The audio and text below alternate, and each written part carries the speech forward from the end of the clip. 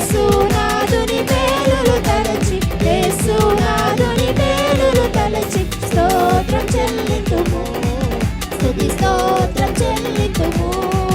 యేసు రాజుగా వచ్చుచున్నాడు